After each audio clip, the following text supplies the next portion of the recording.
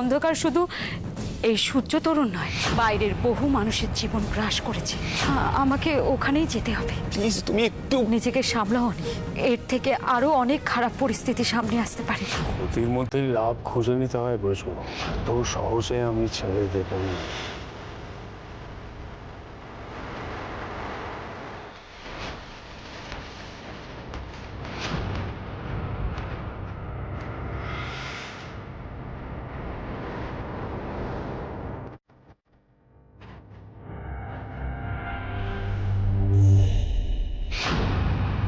মাথা গোজার ঠাঁই না ভেবে বাড়ি থেকে বেরিয়ে এলে।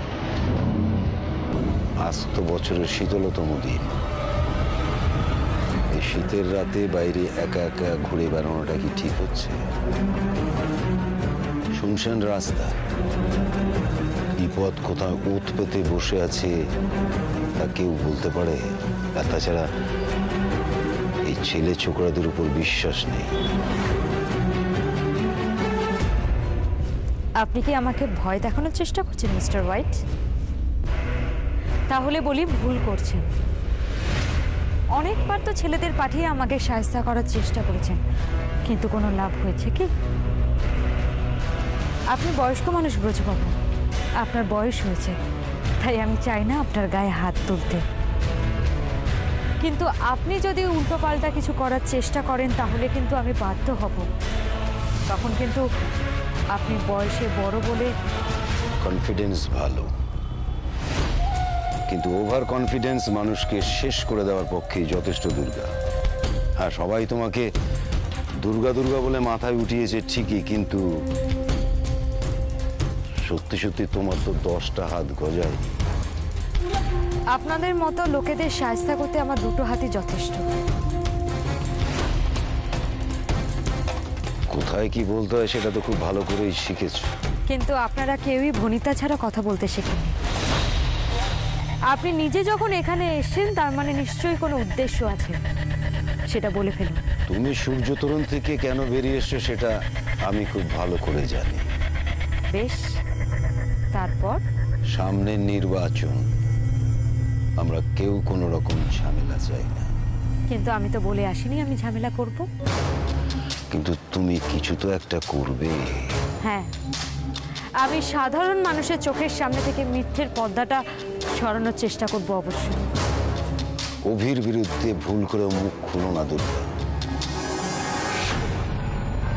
আর একটাও বেফাস কথা যদি তোমার মুখ থেকে বেরিয়েছে। আপনার মনে হয় মিস্টার হোয়াইট আপনার এই হুমকিতে আমি চুপ করে থাকবো?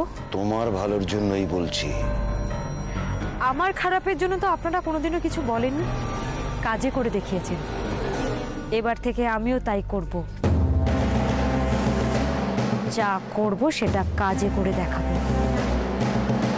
এখন তো আমি মন্ত্রীমশাই চোখের আড়ালে আছি, তাই আমি কি করব না করব সেটা উনি বুঝে উঠতে পারছেন না। তাই ভয় পেয়ে উনি আপনাকে এখানে পাঠিয়েছেন, কিন্তু এটা করে তো উনি আরো বড় একটা ভুল করলেন। এইবার তো আমি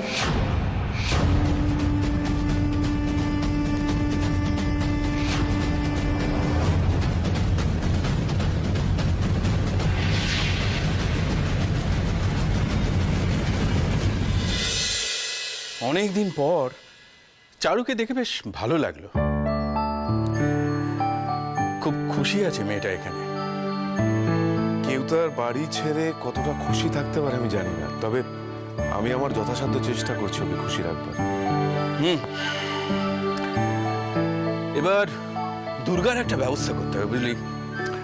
যতক্ষণ না মাথার উপর একটা ঠিকঠাক ছাদ পাচ্ছে ততক্ষণও। আমি ভাবছিলাম দুর্গা যদি এখানে থাকতো, মানে দুর্গা আর চারু একসাথে থাকতো, আমি তো সারাদিন থাকিই না, ওরা নিজেদের মতো থাকতে পারতো। আর তাছাড়া এখানে সেফটিও অনেক বেশি। কি বলো, ভালো হবে না মামা? তোর প্রপোজালটা ভালোই, তবে কি জানিস, একটা কথা আছে না, বন্যেরা বনে সুন্দর আর শিশুরা মাতৃক্রোড়ে। হ্যাঁ, সে তো জানি, কিন্তু তার সাথে দেখ, দুর্গা মাটির মেয়ে, ওকে এইভাবে চার দেওয়ালের মধ্যে আটকাতে যাস না। ঠিক বলেছো ক্যাপ্টেন। ছুটকি এখন আর ছোট নেই, ও এখন অনেক বড় হয়ে গেছে। তবে আরো অনেক বড় ওকে হতে হবে। কিন্তু তুমি ওর ঝুঁকিটা বুঝতে পারছো না? আমি যেখান থেকে বেঁচে ফিরেছি সেখান থেকে ফিরে আর আমার ঝুঁকির কথা ভাবতে ইচ্ছে করে না। ওই সূর্য তরুণের অন্ধকারে পড়ে গুমরানোর থেকে ও এবার দিনের আলোয় আসুক। আর সেই আলোয় আলোকিত হবে সারা দেশ। তোমরা না কিরকম ঘোরের মধ্যে আছো। আমি কি বলতে চাইছি তোমরা তোমরা বুঝতে পারছো না। আমি বুঝতে পারছি, কিন্তু এটা দুর্গাকে বোঝানো যাবে না। ছুটকি এখন ছুটবে মানুষ থেকে মানুষে। ও এখন মানুষ হয়ে মানুষের পাশে দাঁড়াবে। আচ্ছা চারু, তুমি এত জোর দিয়ে কি করে বলছো? তোমার সাথে তো দুর্গার অনেকদিন কথাই হয়নি।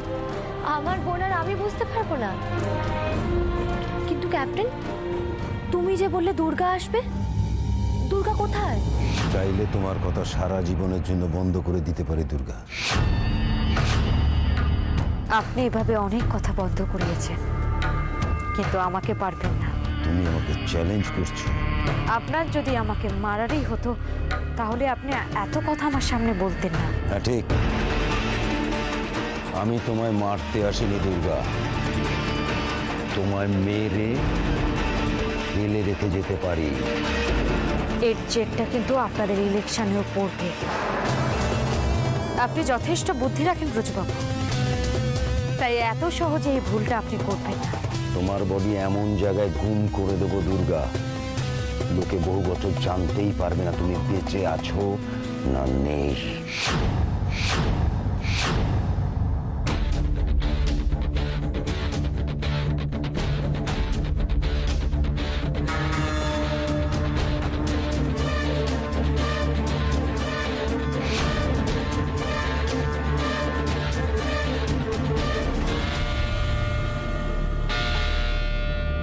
এই পিছনে কে আছে দেখ তো, ওই গাছের পেছনটা দেখবি, তাড়াতাড়ি দেখ।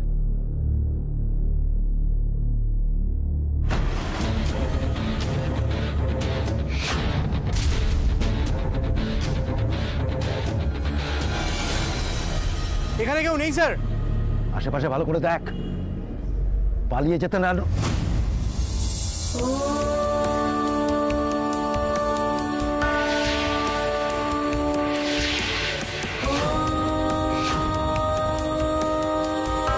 খুঁজে কোনো লাভ নেই ব্রজবাবু, ভগবান সব কিছু দেখছে। সময় মতো তো সব হিসেব মেটাতে হবে, তাই না? দুর্গা তুমি আপনি কি ভাবছেন এটা দেখিয়ে আমি আপনাকে ভয় দেখাবো?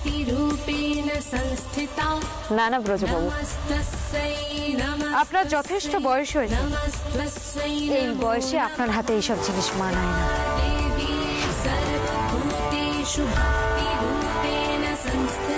এবার ধম্মকম্মে মন দিন। দুর্গা আমি তোমায় আস্তে আস্তে মিস্টার হোয়াইট, যেভাবে এটা আপনার হাত থেকে আমার হাতে চলে এলো, তেমনি মুহূর্তের মধ্যে কিন্তু পরিস্থিতিও পাল্টাতে পারে। যেমন কাল সকালে আপনার এই এত মেজাজ থাকবে কিনা আমার আদৌ সন্দেহ আছে।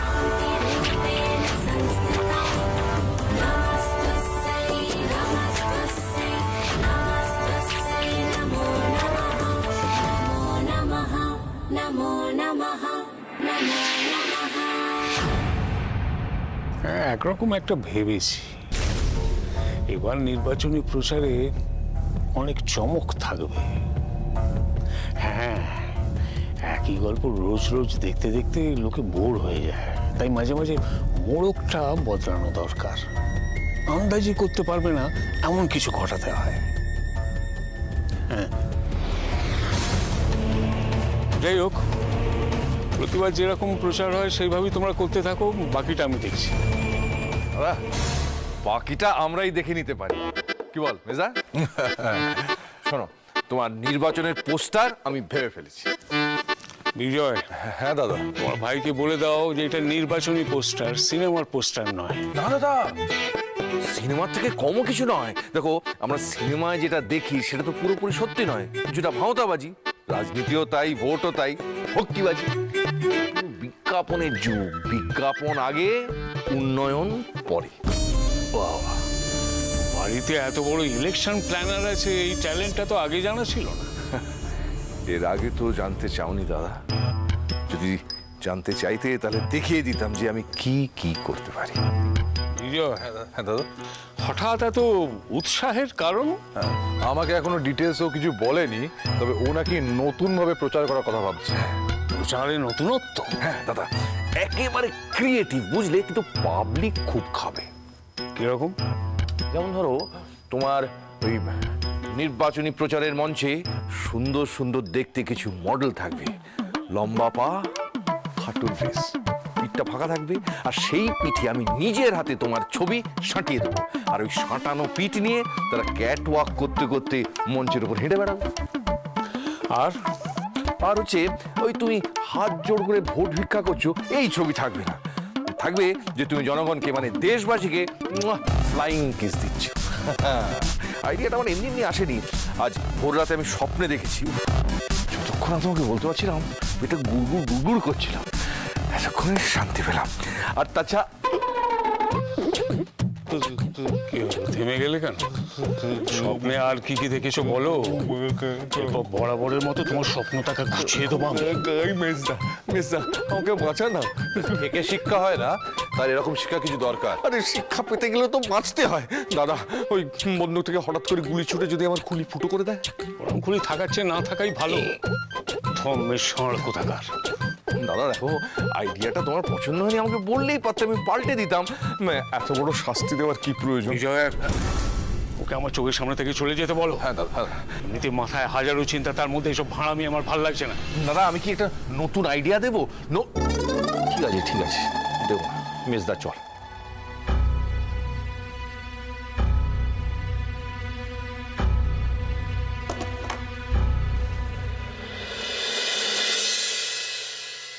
তুমি এত রাতে ঘুমোনি? তোমার জন্য অপেক্ষা করছিলাম, তোমার দেরি হচ্ছে দেখে। আমি বিজয় আর সুজয়ের সাথে একটু কথা বলছিলাম। তুমি যাও, আমি আসছি। আমার কিছু কথা আছে তোমার সাথে।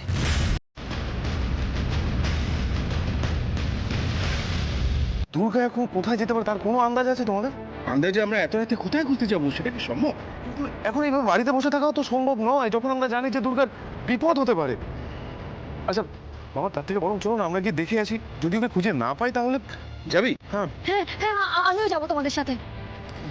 না না, আমি বাড়িতে বসে টেনশন করতে পারবো না, আমি যাবো। আর চারু চারু চারু চারু চারু দুর্গা যদি বাড়িতে আসে আর এখানে এসে যদি কাউকে না পায় ফিরে যায়, তাহলে সেটা কি ঠিক হবে? সেটাও আবার ঠিক। ঠিক আছে, তুমি বরং এখানে দেখো, আমি আর ক্যাপ্টেন যাই। ক্যাপ্টেন চলো। মামা তুমি চলো ক্যাপ্টেন।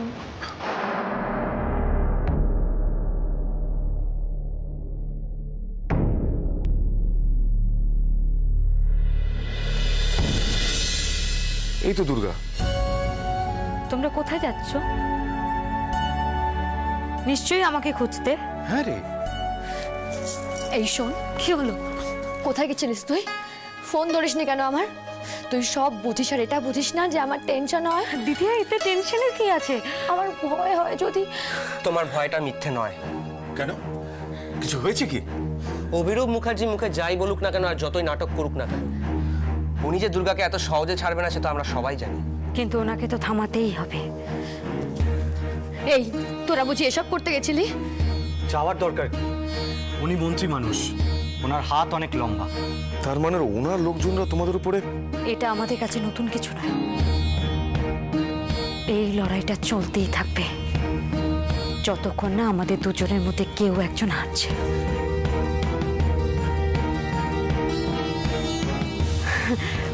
তবে আমরা তিনজন তো অস্ত্র ছাড়াই যুদ্ধ জয়ের প্ল্যান করছিলাম। মানে? সেটাই তো জানতে চাই আমি।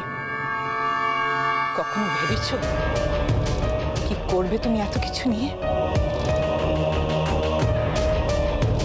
এত বিলাসিতা, এত সম্পত্তি, এত টাকা, এসব কার জন্য? দিদি, এসব আমাদের ছেলে মেয়েদের ভবিষ্যতের জন্য। তোমার মনে হয় তোমার ছেলে মেয়েদের এসবের মোহ আছে? তোমার সম্পত্তির মোহ আছে? বহু নয় মন্দিরা, প্রয়োজন। একটা মানুষকে ভালোভাবে বাঁচতে গেলে এটুকু তো ওরাই তো নেই গো। এই মানে মিহির, রনি, রিয়া ওরা কি বেরিয়ে গেছে? একটু আগে তো মিহির আর রনির সাথে কথা হলো। মিহির, রনি, রিয়া, ওই তো ওরা সবাই রয়েছে। তুমি যে কি বলো না মন্দিরা। ওদের এভাবে থাকাতেই তুমি খুশি? বুঝলাম না। ওদের শরীর শুধু পড়ে আছে এখানে, ওদের মন অন্য কোথাও। দেখো মন্দিরা, দুর্গা চলে গেছে, আমি কিন্তু আমার সাধ্য মতন ওকে। আমিও তো আমার সাধ্য মতন তোমার জন্য করেছি গো। কত নিচে নামিয়েছি নিজেকে তোমাকে বাঁচাতে, কিন্তু আমি কি করেছি? তুমি দয়া করে আর কিছু করো না, এটুকুই আমার বলার। বন্ধ করো মানুষের জীবন নিয়ে খেলা। তুমি এসব কি?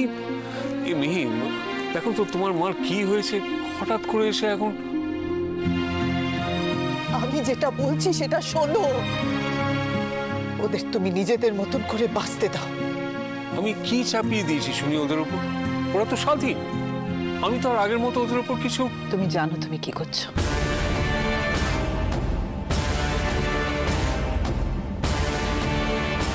আমি এতদিন মুখ বুঝে সব সহ্য করেছি, আজও আমি মুখ ফুটে কিছু বলতে চাই না, কিন্তু আমার শুধু তোমাকে এইটুকুই বলা, ওদের তুমি রেহাই দাও, ছেড়ে দাও ওদের। কাকে রেহাই দেওয়ার কথা বলছো বৌঠান?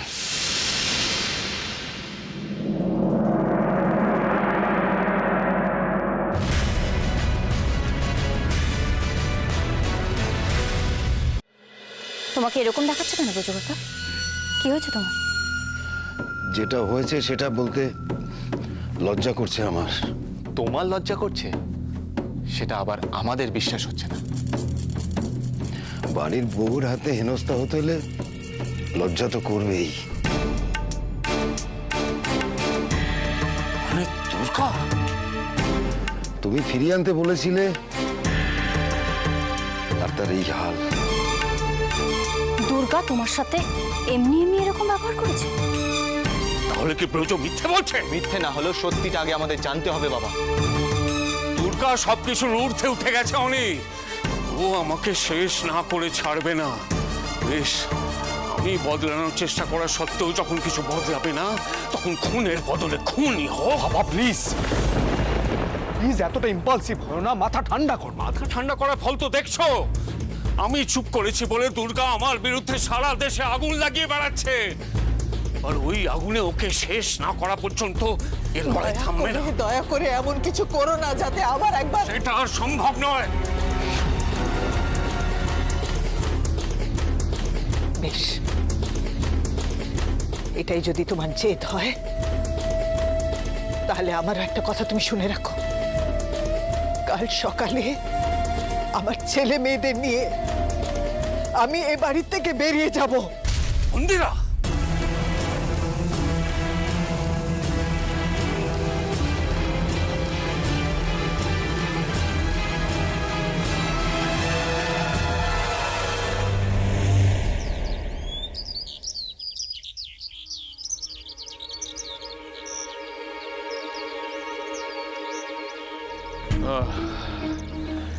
কাজের কাজ কিছু না হোক, দুর্গার আত্মবিশ্বাস বাড়িয়ে দিয়েছে অনেকটাই। ও মেয়ে হুমকি তো সূর্যবান নয়, ওকে একেবারে যদি আমার মুখে যা শুনে বুঝলাম হুমকি তো তুমি নয়, ও তোমাকে দিয়েছে, হাত থেকে বন্দুক কেড়ে নিয়েছে। ওর মুখে বলো এসব কথা? আমি ওকে চিরকালের মতো মুখ বন্ধ করে দিতে পারতাম। দেয়নি কেন জানো? সামনে ভোট। হ্যাঁ, সবার আগে ওইটা মাথায় রাখবে। আর খুব সাবধান ব্রজ, যাই করো না কেন কোনো প্রমাণ রাখবে না।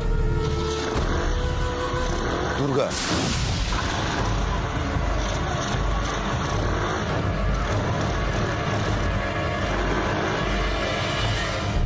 একটা কাজ হয়েছে বুঝলে ব্রজ, ও বুঝেছে যে ভোটের আগে কোনো বেগরবাই করলে অনেক কিছু ঘটতে পারে। তুমি কি ভাবছো যে ও ভয় পেয়ে এখানে? মায়না পেলেও কিছু তো একটা ভেবে এসছে, সমঝোতা করতে হয় তো কিছু একটা। 1 মিনিট মন্ত্রী মশাই, আপনাকে দেখে মনে হচ্ছে আপনি খুব খুশি হয়েছেন। তা একটু হয়েছে। কি জানো, মনে মনে যেটা ভাবছি সেটা যদি মিলে যায় তাহলে অদ্ভুত একটা আনন্দ হয়। আন্দাজে আনন্দিত হওয়াটা বোধহয় ঠিক নয়। দেখুন, আপনি যেটা ভাবছেন হতে পারে সেটা হলো না, উল্টোটা হলো। তাই বুঝি? উল্টোটাও হতে পারে। তো বেশ, শুনি কি উদ্দেশ্যে তোমার এখানে আসা। আমি সাধারণ মানুষের হয়ে একটা বিশেষ কাজে এসেছি। কি এটা? পিটিশন? ওই খোলা ড্রেন, জমা জলে ডেঙ্গুর মশা, খাবার জলে আর্সেনিক, লোডশেডিং, এরকম কিছু? সেটা না হয় আপনি নিজের হাতে খুলে দেখুন। ধরুন, দেখো তো। দাও।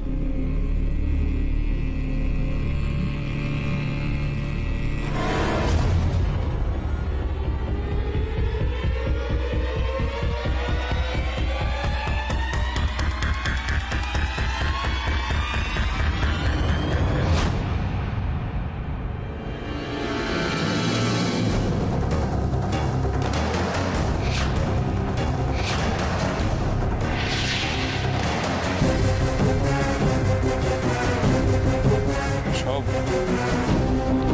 এখানে আরো অনেক ছবি আছে ব্রজবাবুর। যেমন কর্ম তেমনি ফল।